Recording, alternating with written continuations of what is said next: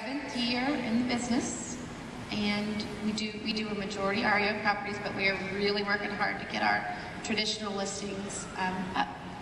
Yep. And what did you do before this? Previously, my past life, I worked at Freddie Mac. They actually paid for my college, so I have an REO background. My husband was in the relocation business for 15 years, so we both never really wanted to be realtors. We actually didn't ever want to be realtors, but here we are. And that's because you really thought you could loftily never live up to the realtor standard, or you looked down at us? It was probably more of the latter, but I think it was just a little bit different perspective when you work for an REO company or you work for a relocation company. Just a little bit different perspective. What was the perspective? Let's go down that bunny trail for just a second. Okay. I'm really curious about this. Well, I mean, as an REO agent or as a relocation agent, your perception is that realtors don't work. They all drive Mercedes and they're all members of country clubs. And as realtors now, we know that that's not true. It's just a little bit different perspective. So you have to work hard to dispel that myth. You really do. I mean, the first year I was in real estate, I didn't tell anyone I was a realtor. I mean, I just never did, which is probably not a good idea, but it was just, wasn't something I was interested in. Yeah. All right. Well, to do that kind of volume in Denton is a big deal. Denton is not a huge place. No, it's pretty small. I mean, we're really proud. We have a great team. We worked really, really hard at this. I don't think anybody ever thought you could do over 200 units in Denton. No, that's exactly, no. Very few people would have ever thought that. So let's walk through conversion. So a lead has been generated. It now shows up into your business. Walk me through your 6 steps to dealing with that. Okay. We use Boomtown. That's the site that we use. And so Boomtown automatically rotates. We're small enough that we can round robin. Any lead that comes in through an additional source, whether it's a sign call, through Trulia, Zillow, anything else, they all get funneled into Boomtown. And so the buyer's agents go in there, and for the 10 to 14 days, they're working them. That's their responsibility. They are doing the 10 days. As far as effectively communicating, our buyers are doing most of communicating. Obviously, we always choose to call the people first. We are sending out emails. We're having a lot of success with text. There's nothing, I think, nothing more infuriating than when you have a great number and you just can't get people to call you back.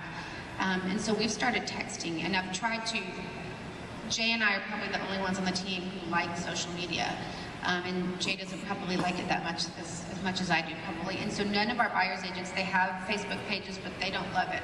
So when we have people that we're trying to convert, they'll come onto my Facebook page. So we're putting them on my Facebook page, trying to get in touch with them. That's another thing that we're doing to just be in front of these people in some way, shape, or form. How often are you touching? In that 2 or 3 weeks, are you touching it once a day, 2 or 3 or 4 or 5 times a day? It's typically once a day. I mean, the 10 days of pain is going to be once a day.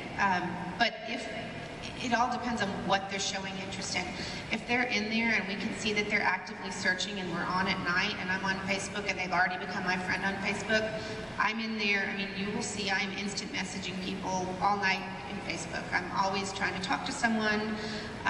If it's a lead that came in through the PTA, I'm constantly, doing something for the benefit league. We're constantly talking to different people for the PTA, just trying to constantly be in front of them and be engaged. One of the things that we did, our conversion rate, we were at about 3 to 4%, which this is really new for us. I would love to say that we've been doing this for years and we're fantastic and we know everything, but that's just not the case. We've had this site and really been experiencing a large volume of leads since January. And so for us, it's an evolution. So we started out at 3 to 4%, then we started putting our email address, or not our email address, our web address in there, and we saw it go up to about 5. And that's made, a huge difference, and we're slowly working through it. We're tweaking, the scripts or the emails that we send out. We've shortened them a lot. I mean, we've gotten great responses off of, we have a new website, what do you think? And surprisingly enough, you would think, who would respond to that? It's really not, anything exciting, and people respond. And so we really try to think in terms of... This is the long-term communications. This is the long-term, but no, the short-term too. I mean, okay. We're consistent. I mean, we try to not do anything more than 3 sentences. Because I think people think in terms of text. People think in terms of Facebook posts. People think in terms of Twitter. So, I am more apt if someone just says, hey, what's going on? Can you tell me this? I'm more apt to respond because they're not expecting a dissertation from me. And I think people don't want to read a bunch of stuff. I don't want to read a bunch of stuff. I hate email. I'd rather pick up the phone. And so I think it's, it's easier when you are, texting or emailing. The younger, the shorter. Right. Right? The older, the longer. That's at least been my experiences with emails and texts, and you get down to the 18 and 20-year-olds, and it's one word. Right. It may even be a letter. Yes, that's true. Seriously, and what I notice is in texting or emailing that the older, the longer and more verbose it all gets. Right.